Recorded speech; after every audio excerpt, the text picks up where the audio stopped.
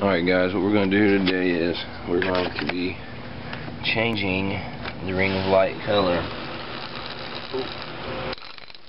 Get that out there. It's my J-tag. I figured, why not go ahead and change the color on it. I don't like green. We'll do blue. We'll do blue today, as long as I got the lights. So, it's my J-tag. What we're going to do is we're going to get started. You're going to pull out these 3 screws. There's one here, and one down here in the middle. We'll get those pulled out. We'll pull this off, and we'll be back in 1 sec. Alright guys, once you got your board off, there's a few things I want to go over here. First being, you're going to want this to be stable. I use a nice old cigarette pack. I cut out a perfect little hole for this to fit into. I just take it and put it right in that cigarette pack. That keeps it, flush, keeps it from sitting on the table, cockeyed. So that's one good key thing. You could use anything you want. I just prefer a cigarette pack. Okay, some of the tools you're going to want to have: a small pair of scissors to cut your lights. These are Hemos. These are regular tweezers. It's regular, and these come in very, very handy. Needle nose tweezers. Okay. You're going to need your lights. Now these lights come, I buy them in bulk. I do this a lot, so they come in these long strips. I don't know if you can see how tiny these things are. Each one of those dots is pretty much a light. A little pack in there. Like I said, I'm going to do blue today, and I've already pre-cut these down. You can see that each one of those white squares in there, that is a little tiny light, and these are very hard to keep track of, so you want to have your area pretty much cleared out to where you can lay these out. It does help to have something white to kind of set them on, a piece of paper, anything. A little card like this would work. You can set them out on the card or whatnot. And you're going to need soldering iron with a very fine tip and your solder. Now, I'm going to go over this real quickly. On this board, this is my diagram, if you will, of how to replace these lights. You can see you got your center light and your 4 corner lights. Now on each one of these lights there's 3 points, 1, 2, and 3, being this is your ground for each light. You can see them, they're marked negative, and this is your power for each light. You can see that they're marked positive. Now each one of these that say error, these points would get power if you were getting 3 red rings or 2 or 1 or whatnot. That's the only time the error spots, the error points will get power. That is the only time. So if you wanted to do this with one color here and one color here, or because the lights I use, I just hook them up just negative and positive. I don't really care about 3 red rings. If my Xbox, if I go to turn it on and it's not working, obviously I got 3 red rings, so there ain't gonna be no lights pop up at all. That's basically how I do mine, and that's the diagram for that. If you guys want to pause this and take note of that, it's a perfect example. And here in the middle, you've only got 2 points, which is your negative and your positive. So if you want to pause and take note of that, go ahead. Alright guys, now to get started, what you're going to do is float these lights off the board. You're going to use the solder and float them off. What you got to do is you got to build up the solder on these lights so that you can get it hot both at the same time. Put a little solder on each side of that.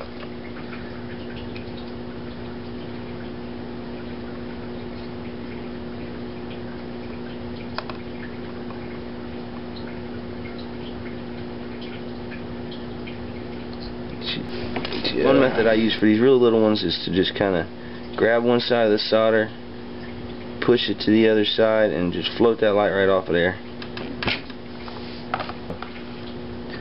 for the next ones. You do generally the same thing. It's easiest if you just heat them and apply some solder, whatever.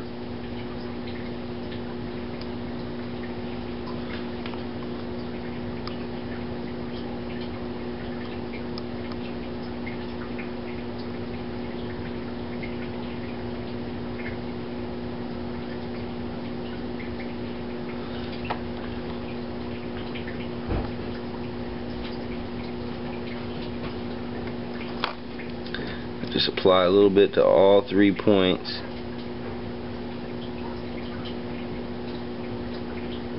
That's what's going to make it easy to float these off, is if you got to get them hot all at the same time.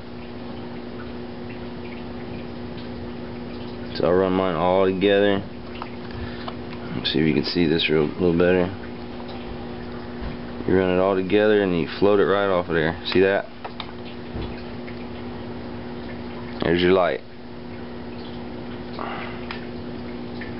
Now you're gonna have these points here. They're gonna be all clogged up with solder. You solder, whatever. I'm gonna say solder. That's just how I say it. Solder. If you don't like it, fuck you.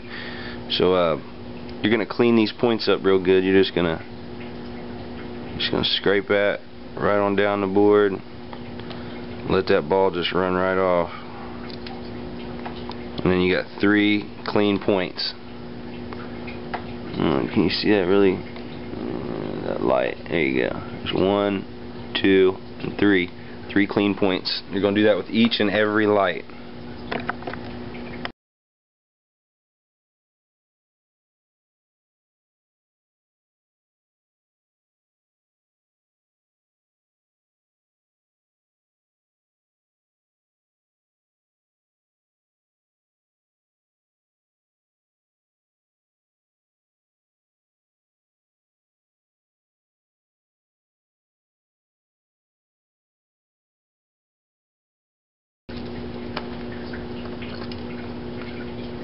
And there you have it. You end up with a blank board. Next step is as follows. I would just advise following this. If not, you're going to risk losing these little tiny fucking lights. Take and peel the backing off of this strip ever so carefully.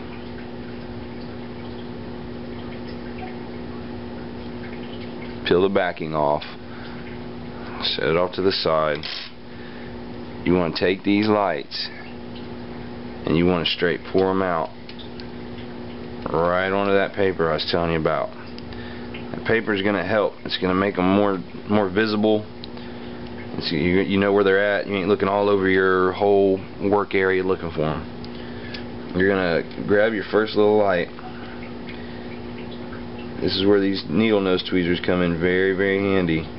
Mine are actually kind of magnetized, so I don't even have to tweeze.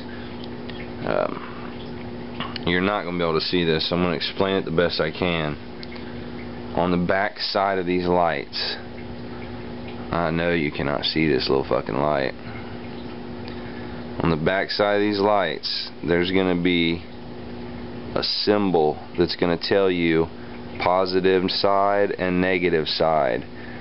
Now you need to, whoever you buy your lights from, you need to make sure that they can be able to inform you of this. Some of them are marked differently. Some of them have an arrow. Some of them just have a line. So refer to your manufacturer of whoever you bought your lights from to figure out your positive and your negative. That is very important. If you don't know and you have an extra light, you can just start with your center point. You can solder it on and go plug it back into your box. Turn it on. If the light lights up, you found your positive and negative correctly.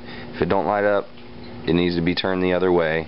You might as well float that light off, and when you float it off, it is going to probably be burnt, so you might as well not even try to reuse it. That's why I say if you had an extra light, you can do this method. So I'm going to go ahead and solder mine on. I do know my points, so I'm going to go ahead and solder on and show you. On the back side, there's going to be an arrow or a flat line with a line coming off of that. It's going to look like a T. the tip of the arrow or the bottom of the T is more than likely going to be your negative. That's what the majority of mine are. You're going to want to get this little light in your fingertips, and you're going to want to set it up to where when you pick up this with these tweezers, that the bottom of the T or the tip of the arrow is going to be facing your negative point, as I've done here. And what you're going to do is you're going to take your solder iron and you are going to, now remember, you want to do this as quickly as possible to avoid burning these lights out. What you're going to want to do is you're going to want to touch the solder, heat it up, and set the light down in that. And hold it there for a second. Now, as you can see, it's connected. It is on there. That's all the connection you need. This thing don't have to be hot. You're not welding this on. This is solder. So again, as quickly as possible, you're going to move to the other side. You're going to heat that side up, and what you're going to do now is you're going to just put your tweezers together and you're going to push down on this light. And you will feel it click. You'll feel it fall into place. Let the solder cool. Then you want to go back to the other side and just touch it one more time, just to be certain that you've made a good connection. And that is it. That's it on that light. There's no need to do any more for that. And it is completely, let me see if I can get in here. It's complete. It's on there. It's not falling off. It's not going nowhere. You made both of your connections. You're good. Now to move on to the other four on the outside. Now with the diagram I showed you earlier, I'm going to locate my positive and negative points on each one of these. Now this is the diagram if you're looking at your ROL, just like this.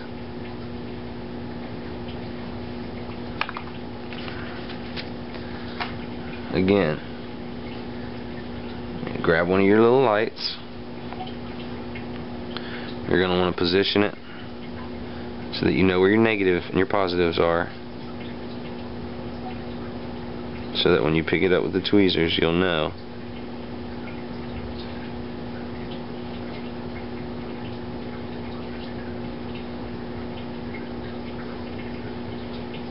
And I'm going to start with my top left, which is up here. And I'm going to use the same method that I used earlier. I'm going to heat the solder, stick the light in it.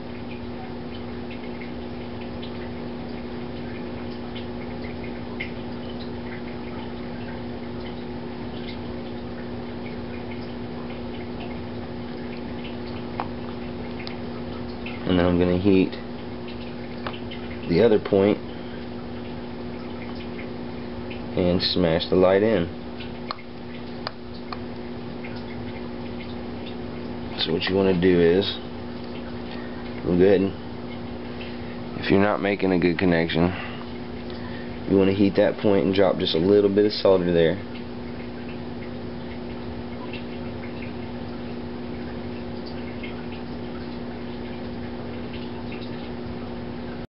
Now again, sometimes you may need to heat up both points, just give it a little pushing to push it down into that solder.